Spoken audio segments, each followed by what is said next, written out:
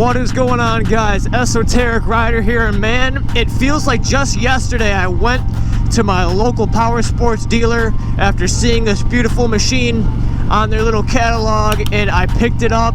Man, it has been a little over 1 year since I purchased my 2020 Honda Fury.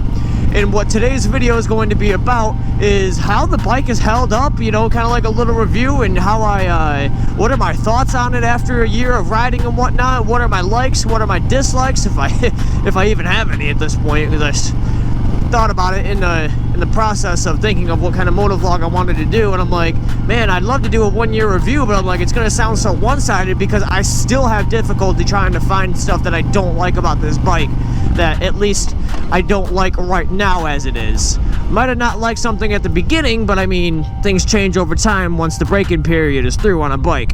So when I first bought this bike, I was thoroughly impressed with how the bike handled, as far as it being a longer raked production chopper.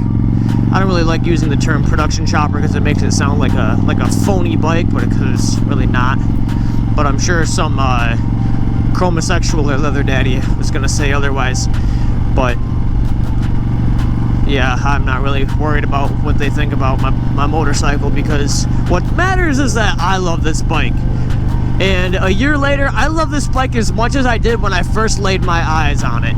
And a little quick funny story, when I first walked into the power sports dealer, and this was one of their showcase bikes that they had out onto the floor for like a new in stock kind of thing, because at least around here, this bike wasn't in stock unless you got it ordered and then had it shipped to a specific dealership.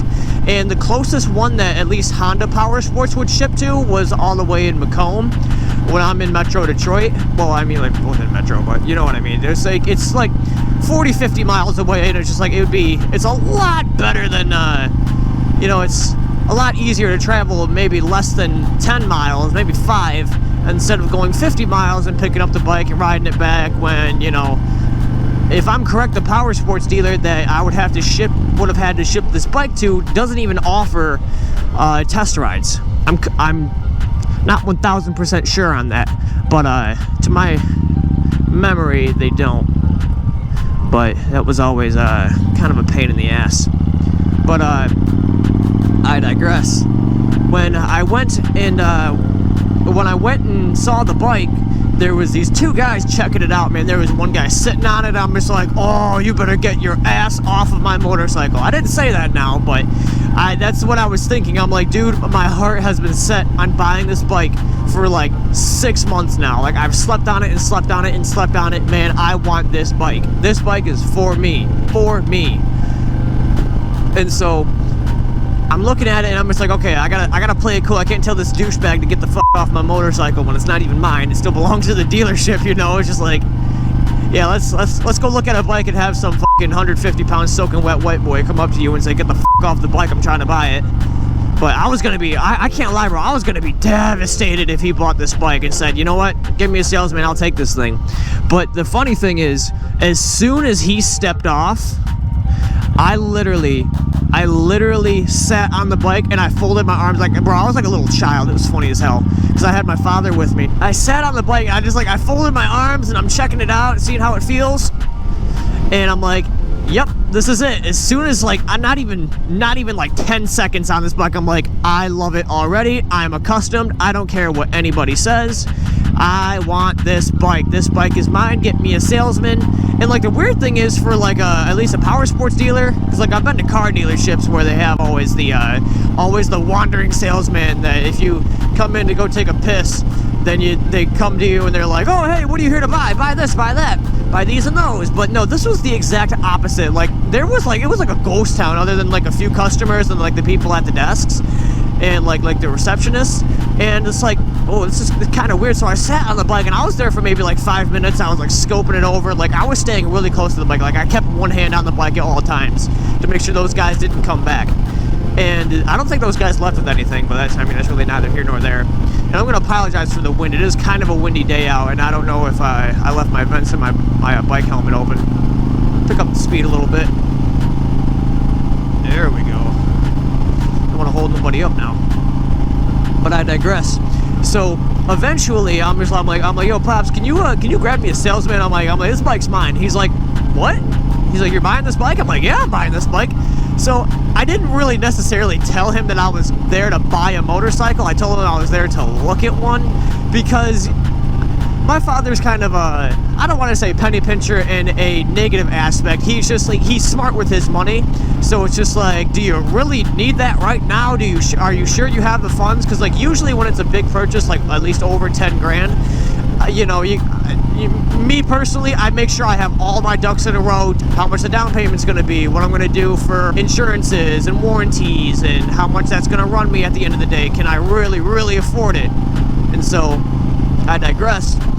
So my dad goes over and he's like, all right, well, my son wants to buy this bike. And so I said on, he's like, okay, you gonna finance it? You gonna buy it outright? And I'm like, okay. Man, listen to them fucking pipes rumble at this fucking RPM. Man, this is nice. I'm going like maybe 53, 55 maybe.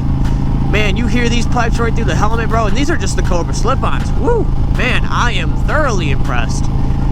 With that air filter and that tuner in there, man, yeah, like I said, man, check out that video with the top 3 things that you need for this bike, man. It is, you are balling on a budget. You look great, sound great. Little shameless plug before I get back to my quick little story.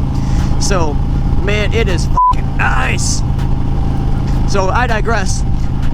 I get all the paperwork signed up, and then the bike is officially then mine. I bring the bike home, and man, I fall directly in love with it.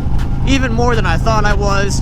Man, it was love at first sight with this machine. I absolutely love this bike 1 year later, and this thing still makes me excited to ride, to just be on this thing.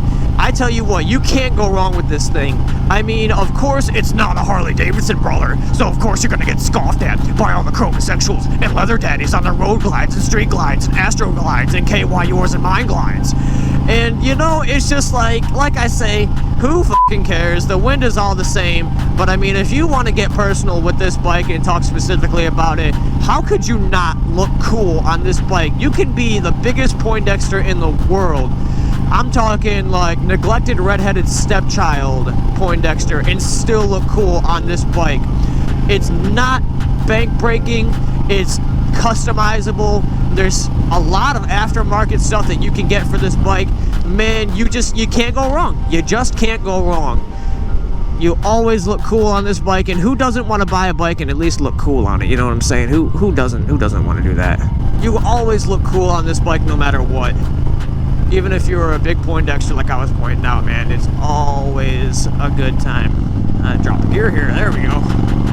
My review on this bike 1 year later, man, it is still a fun machine, a good looking machine. Furies just don't go out of style. There's a reason why the Shadows and the Furies, and compared to like the State Lines and whatnot, just don't go out of style. They don't. Because this bike, if you want to hop on the freeway, of course I'd recommend getting a better seat, in my personal opinion. Grab a better seat, you hit the freeway on this thing, and you're good to go. You want to go bar hopping? Man, you can do that on this thing. This thing is an all-in-one. It's easy to ride for being like having that lower seat height, being a 640 pound bike, somewhere around there.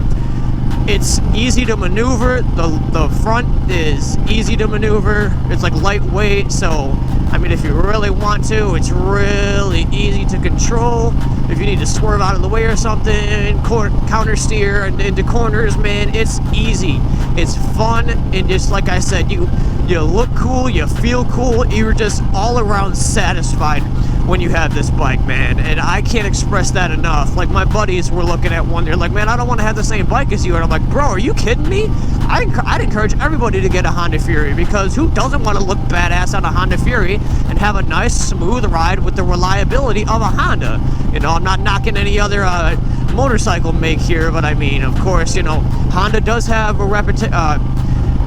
reputable statement as far as having reliability, and you can't argue that. There's a reason you meet the nicest people on a Honda. Of course, you're not going to be, it's the rider that makes the ride, not the bike that makes the ride. You just take the bike along with you and hope that it gets you from point A to point B back to point A if you're heading that direction. But it's always, like I said, A year later, I still love this thing. This thing is still super cool, man. Man, I can't say enough about this thing. It is reliable, it's easy to maintain, and just like I said, it is just all around a great experience. So do I still recommend a year later to pick one of these up? Absolutely, even if you don't agree with the color choice. And me personally, yellow's not my favorite color, but you would be a dead liar if you said that the Honda Fury doesn't look fucking cool in yellow in that satin gray frame. Like, that's a badass look right there. Like I said, yellow ain't my favorite color, but the Honda Fury makes that thing look fucking cool. I'll tell you that, man. Honda Fury makes a lot of things look cool, and you could be one of them. I sound like a whole ass like Honda Fury spokesman. Yeah, I know. One of my biggest things about this bike, I've told you what I like about it, now what I dislike about it. When you first buy the bike, that is a tough clutch. Like, my hands would kill over time with how tough that clutch was. And it wasn't terrible, it wasn't not doable. I'm no Arnold Schwarzenegger with grip strength, so I'm not gonna sit here and say that, you know, it was because I was being a little chicken shit about it. Over time, it's definitely lightened up, and everything's smoothed out. Of course, you got the break-in period with any bike, so I mean, everything that was kind of a bit of a nuisance is expected, you know what I'm saying? Like, when you buy a new bike, you can't expect sound as smooth, because it's like, man, the engine don't have any miles on it, you know what I'm saying? It might have 1 or 2 if it's brand new, or given the scenario that somebody actually took it for a test ride and has that in, but that's not really considered a break-in period. You know, at least something's better than nothing, but it's always better to have you do the whole break-in period. So, oh, wow, actually landed right on those. Damn, I'm good. But anyway, it's always better to have you do the break-in period, so you know whether the miles were hard or not, or, you know, if there was anything that happened during that break-in period, like an O-ring failed, or a seal failed, or a gasket failed, or something like that. It's always good to know that during the break-in period. But luckily with the Honda Fury, you don't have to worry about that. At least on mine, nothing has happened majorly. One thing I do note for people who do get a Honda Fury is that if you add a bunch of electronic accessories, speakers, lights like I had and whatnot, you will have the risk of overcharging your starter. Well, not really your starter, but more like the I forgot what the term is. It's like a hot start, I believe. I think that's the term. Hot start is where one of the cables doesn't supply enough either voltage or amps to the battery. God, that is major potholes. You think after 50 years that they'd fix that up, but no, definitely not. But I'll cross over that way. I really don't care. But you think after time that they would have fixed it on the Honda Furies. There's one video about it on how to fix it, and that's actually changing the gauge of I believe the negative terminal, and getting a thicker gauge wire and changing that, and that eliminates that problem. It's not a like make or break problem. Like it affects the how your motorcycle starts. Like in that one video where I hit the button, I let the fuel injector run its course, and then I hit the button because it won't start if you don't. I did that, and then like the motorcycle was just like whip-oo, and then it started, and it was just like, oh, what the hell was that about? And then I just kind of looked up a few theories of what it was, because I'm like, no, that couldn't have been paranormal. I'm like, no, I don't believe in that case that was anything paranormal, but it did make for funny content. Ugh. But I don't know what my GoPro was just caught on, but I hope it didn't just fuck up the video. Making a stop at our local Target, my former place of employment where all of my horror stories have taken place, and all of that chicken shit bullshit. That is a nice Gladiator. I don't care what you say, Gladiators are nice up close, but God, are they ugly from afar. God, are they ugly from afar. Shit, looks like I'm gonna have to park back here. God damn, are they really that busy on a Sunday? I mean, I guess I'm lucky that it wasn't like this when I was That was working. Make sure no cars are coming. I've got to have a better... Like, yeah, I'm like, why is my engine revving so low? So they find out I'm in second. Alright, here we go. That's what I like more. It's up here.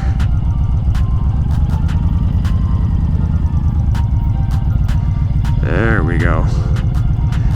Gee. What a dick move is to do that. Alright. So that's going to pause this motovlog for a hot minute. I will continue on in a second. Hey guys, sorry for the abrupt end of my video. While recording my outro, my GoPro decided to just die from 80% battery. But that will do it for this video, guys. I hope you all enjoyed, and if you did, be sure to hit that like button and subscribe and check out all the rest of the content on the channel. And if you're up for it, check out the Instagram at Esoteric Rider, where I post pictures and videos about my Honda Fury and other motorcycle related content. Once again, I hope you guys enjoyed watching, and I will see you guys in the next video. Be safe and ride free. Peace out.